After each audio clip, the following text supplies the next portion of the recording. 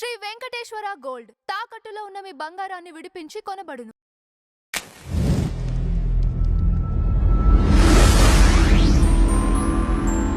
నమస్కారం నాగార్జున గారు. నమస్తే అంజి గారు. కేసీఆర్ గారు ఎప్పుడు బయటకు వచ్చినా కానీ చంద్రబాబు నాయుడు గారిని టార్గెట్ చేస్తూ రకరకాల పదజాలంతో ఆయన్ని టార్గెట్ చేస్తూనే ఉంటారు. ఈరోజు కేసీఆర్ గారు మొట్టమొదటిసారిగా అసెంబ్లీలోకి ఎంటర్ అయ్యారండి. అక్కడ ఏదో ప్రజా సమస్యల పట్ల మాట్లాడతారేమో అనుకున్నాం, కానీ వెంటనే వెళ్ళిపోవడం జరిగింది. సో దీనిపైన మీ అభిప్రాయం ఏంటి? అంటే అసలు మనకి చంద్రబాబు నాయుడు గారికి కేసీఆర్ గారికి పోలిక పెట్టడమే అది సరైనది కాదనేది నా అభిప్రాయం అండి. ఎందుకంటే చంద్రబాబు నాయుడు గారు కష్టాన్ని నమ్ముకొని వచ్చినటువంటి రాజకీయ నాయకుడు.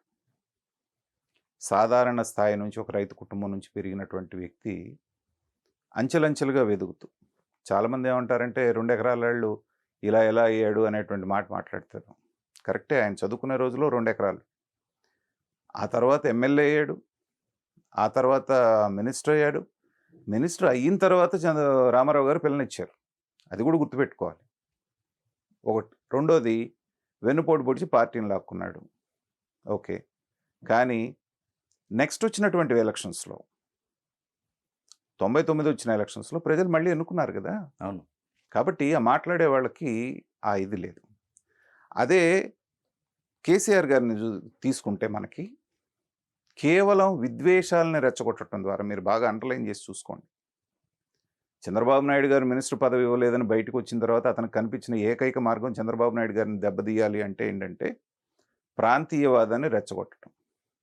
తెలంగాణ నాయకులు అనేక మంది వాళ్ళ రాజకీయంగా ఏదన్నా అనుకూల పరిస్థితులు లేనప్పుడు దాన్ని అనేక సందర్భాల్లో చెన్నారెడ్డి గారు కావచ్చు, తర్వాత ఇంకోళ్ళు కావచ్చు, ఇంకా మళ్ళీ మాట్లాడితే రాజశేఖర రెడ్డి గారు కావచ్చు, అందరూ కూడా దాన్ని ప్రేరేపించేవాళ్ళు. చంద్రశేఖరరావు గారు దాన్ని ఒక ఆయుధంగా మలుచుకున్నారు. కానీ దురదృష్టకరమైన విషయం ఏంటంటే, సరే ఉద్యమ పార్టీగా ఉద్యమం చేస్తూ చంద్రబాబు నాయుడు గారు అనే ఒక బూచిని చూపించారంటే అర్థం అవుతుంది. ఒకసారి అధికారంలోకి వచ్చి 5 ఏళ్ళు పూర్తి చేసిన తర్వాత మళ్ళీ రెండోసారి చంద్రబాబు నాయుడు గారు వచ్చి కాంగ్రెస్ తోటి కొంచెం పొత్తు పెట్టుకుంటే నాకు ఇబ్బంది వచ్చే పరిస్థితి వచ్చిందని మళ్ళీ అదే తెలంగాణ వాదాన్ని రెచ్చగొట్టి, అదిగో చంద్రబాబు నాయుడు వస్తే మళ్ళీ మొత్తం ఆంధ్రాలో కలిపేస్తాడని ఒక విష ప్రచారం చేసి, అంటే నిన్న మళ్ళీ మాట్లాడుతూ పెట్టుబడులు తీసుకురావడం అనే ప్రహసనం, అక్కడ హోటల్లో సూట్ వేసుకున్నవాడిని తీసుకొచ్చి ఇది చేసేవాడిని చేశాడని మాట్లాడటం అంటే ఏంటంటే, చంద్రబాబు నాయుడు గారి మీద విషం కక్కడం ద్వారా మాత్రమే చంద్రశేఖరరావు గారి రాజకీయ మనుగడ అనేటువంటిది ఇప్పుడు దాకా సాగుతూ వచ్చింది. ఇప్పుడు కూడా అదే ఫార్ములా ఫాలో అవుతున్నాడు ఆయన.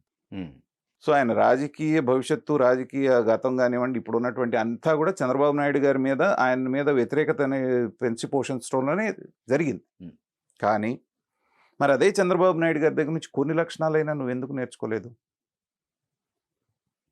3 సార్లు ముఖ్యమంత్రిగా చేసినటువంటి వ్యక్తి కేవలం 23 సీట్లు మాత్రమే వచ్చి ప్రతిపక్షం వాళ్ళు విపరీతంగా అవమానిస్తున్నా, చాలా సంవత్సరాలు, దాదాపు 3 సంవత్సరాల పాటు ఆయన అసెంబ్లీకి అటెండ్ కాని సందర్భం లేదు. ఎన్ని అవమానాలు పాలవుతున్నా.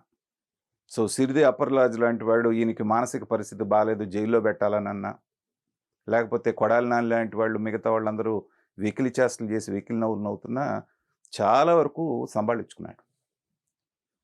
చివరికి ఈయన్ని ఏమీ చేయడానికి లేదు, ఎలాగూ లొంగట్లేదని భార్యను కూడా తీసుకొచ్చి అవమానించినప్పుడు అప్పుడు మాత్రమే ఆయన బ్రేక్ అయ్యి, అప్పటికి కూడా తనొక్కడే మానేశాడు కానీ మిగతా వాళ్ళందరినీ కూడా అసెంబ్లీకి పంపించాడు. సో ఇంకొక వైపున చంద్రశేఖరరావుని తీసుకుంటే, ఈయన చేసిందే 2 సార్లు రాష్ట్రం రావడంతో ముఖ్యమంత్రి అయ్యాడు, రెండోసారి కూడా మాయమాటలు చెప్పి ముఖ్యమంత్రి అయ్యాడు. ప్రతిపక్ష పాత్రను పోషించేటువంటి ధైర్యం ఆయనకి లేదు.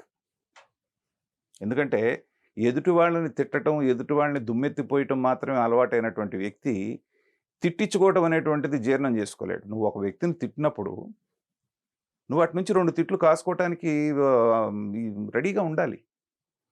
నేను మాత్రమే తిడతాను, నన్ను ఎవరు అనకూడదు అనేటువంటి మనస్తత్వం చంద్రశేఖర్ గారికి కొరకరాని కోయరాగా రేవంత్ రెడ్డి గారు తయారయ్యారు. ఇదే పాత తరం లీడర్లు, ఏ జానారెడ్డి గారు లాంటి వాళ్ళు ఇంకోళ్ళు కాంగ్రెస్లో ఉంటే బుర్డీ కొట్టించేసి ఈయన ఎప్పుడో వాళ్ళందరినీ ఇచ్చేసి ఈయన అసెంబ్లీ మొత్తం ఈయన కంట్రోల్లోకి తెచ్చుకునేవాడు, ఓడిపోయినా కూడా. కానీ అక్కడ రేవంత్ రెడ్డి గారు ఉండటంతో ఏంటంటే ఇతని ఆటలు సాగట్లేదు. నువ్వు ఒకటంటే నేను 4 గంట అనేటట్టు ఉన్నాడు ఆయన. పైగా మీరు చూడండి, కౌంటర్ ఇవ్వటం ఆయన అసెంబ్లీలో చూసారా ఆయన దగ్గరకు వచ్చి వచ్చి పలకరించాడు. అది ఆ. సంస్కృతి, సాంప్రదాయం. ఉమ్, ప్రతిపక్ష నాయకుడు అక్కడ ఉన్నప్పుడు గౌరవించే పద్ధతి అది. ఒక పక్కనే ఉంటున్నాడు, నమస్కారాలు బాణాలు వేస్తూనే ఉన్నాడు, విషయం వచ్చినప్పుడు కఠినాది కఠినంగా విమర్శిస్తూ ఉన్నాడు. ఇక్కడ కేసీఆర్ గారి మనస్తత్వాన్ని మనం కనుక కొంచెం పరిశీలిస్తే ఏంటంటే సహజంగానే ఆ దొరల లక్షణాలు అతనిలో చాలా మందిలో ఉన్నాయి. ఒక డిక్టేటర్ టైప్ ఆఫ్ ఇది, ఎవరిని కలవకపోవటం, తను ఫామ్ హౌస్ నుంచే పాలన చేయటం, ఎవరైనా నా దగ్గర ఒదిగి ఉండాలి అనేటువంటి మనస్తత్వం ఉన్న వ్యక్తి ఏంటంటే సాధారణ వ్యక్తిలాగా అక్కడికి వెళ్ళి కూర్చొని, మళ్ళీ ఉన్న వాళ్ళలో కూడా 10 మంది ఆల్రెడీ వెళ్ళిపోయారు. సో అటు నుంచి వచ్చేటువంటి విమర్శలు తట్టుకొని ప్రతి విమర్శ చేయటం అనేటువంటిది ఏంటంటే ఆయన మనస్తత్వానికి అది సరిపడుతుంది. నేను ఆయన ఓడిపోయిన రోజే చెప్పాను, కేసీఆర్ అసెంబ్లీకి రాడు. అలాగే అక్కడ జగన్మోహన్ రెడ్డి ఓడిపోయినప్పుడు చెప్పాను, జగన్మోహన్ రెడ్డి రాడు. వీళ్ళిద్దరు మనస్తత్వాన్ని పరిశీలించిన వాడిగా నేను ఏంటంటే వీళ్ళది విపరీతమైన మనస్తత్వం. ఎల్లకాలం మేమే అధికారంలో ఉంటాము అనేటువంటి భ్రమల్లో బ్రతికేటువంటి మనస్తత్వం. అలా కాకుండా వెళ్ళి ప్రతిపక్షంలో కూర్చోవాలి అంటే అది వాళ్ళ వల్ల కాదు. సో ఇవాళ ఎగ్జాక్ట్లీ అదే జరిగింది. ఆయన అనుకున్నది ఏంటంటే కాంగ్రెస్ పార్టీ కదా, దాని సహజ సంస్కృతి కాబట్టి వాళ్ళలో వాళ్ళు కొట్టుకొని ఒక 6 నెలల్లో సంవత్సరానికో రేవంత్ రెడ్డిని పడేస్తారు. పడేసిన తర్వాత మనం వాళ్ళని వెళ్ళి చేసుకొని ఏదో చేసుకోవచ్చు అనేటువంటి ఆశ ఉండేది బిగినింగ్లో. సో ఒక సంవత్సరం రోజులు నేను అసెంబ్లీకి వెళ్లకుండా ఉంటే దాంట్లో ముసలం పుడితే మళ్ళీ నేనే చేయొచ్చు, కింగ్ మేకర్నో కింగ్నో అవ్వచ్చు అనేటువంటి ఆలోచనలో ఉన్నాడు ఆయన. కానీ ఆయన అనుకున్న దానికి ఆపోజిట్గా రోజు రోజుకి బలపడుతూ ఉన్నారు రేవంత్ రెడ్డి గారు. మొదట్లో నేను సీఎం అంటే నేను సీఎం అని కొంతమంది గళాలు వినిపించినా ఎవరిని ఎక్కడ ఎలా సాటిస్ఫై చేయాలో, ఎవరిని ఎలా సర్దుబాటు చేయాలో చేస్తాడు. ఇవాళ ఆయనని ఛాలెంజ్ చేసేవాళ్ళు ఈవెన్ కాంగ్రెస్ పార్టీలో కూడా ఎవరు కనబడట్లేదు. తర్వాత జూబ్లీ హిల్స్ ఎన్నికల్లో ఘన విజయం. జూబ్లీ హిల్స్ ఎన్నికల్లో కనుక బీఆర్ఎస్ గెలిచి కాంగ్రెస్ కనుక ఓడిపోయి ఉంటే ఈ పార్టీకి మళ్ళీ ముసలం మొదలయ్యేది. కానీ అది ఎప్పుడైతే ఘన విజయం సాధించారో తర్వాత నిన్న జరిగినటువంటి స్థానిక సంస్థల ఎన్నికల్లో కూడా సర్పంచ్ల ఎన్నికల్లో బ్రహ్మాండమైనటువంటి ఇవి వచ్చినాయో దాంతో ఎదురు లేకుండా పోయింది. కాబట్టి చంద్రశేఖరరావు గారు ఆయన ఫేస్ చేయటం అనేటువంటిది ఇబ్బందికరమైన విషయం. కాబట్టి జగన్మోహన్ రెడ్డి గారి విషయంలో అక్కడ గేమ్ నడుస్తుంది ఆంధ్రాలో. 60 రోజులు మీరు కంటిన్యూస్గా కనుక రాకపోతే అనర్హత వేటు పడేటువంటి అవకాశం ఉందనేటువంటిది ఏదో ఒకటి చెప్తున్నారు. కాబట్టి రేవంత్ రెడ్డికి కూడా అట్లాంటి ఆలోచన వచ్చిందనుకోండి పుసుకుమని, మళ్ళీ ఈయన కూడా ఇబ్బంది పడతాడు కదా. కాబట్టి వచ్చి సంతకం పెట్టి 5 నిమిషాలు కూర్చొని వెళ్ళిపోయాడు అంటున్నారు. కానీ జగన్మోహన్ రెడ్డి అలా చేశారు అంటే మనం కొంతవరకు అర్థం చేసుకోవచ్చు. ఎందుకంటే అనుభవరాహిత్యం, చిన్న వయసు, దుందుడుకు స్వభావం, ఎవరన్నా చెప్పినా వినే లక్షణం లేకపోవటం ఇన్ని ఉన్నాయి. కానీ ఇతను ఒక రకంగా చెప్పాలంటే కేసీఆర్ రాజకీయ దురంధరుడు. అన్ని రకాల డక్కామక్కిలు తిన్నాడు. ఎక్కడ నెగ్గాలో, ఎక్కడ తగ్గాలో, ఎప్పుడు కాళ్ళు పట్టుకోవాలో, ఎప్పుడు జుట్టు పట్టుకోవాలో బాగా తెలిసినటువంటి వ్యక్తి.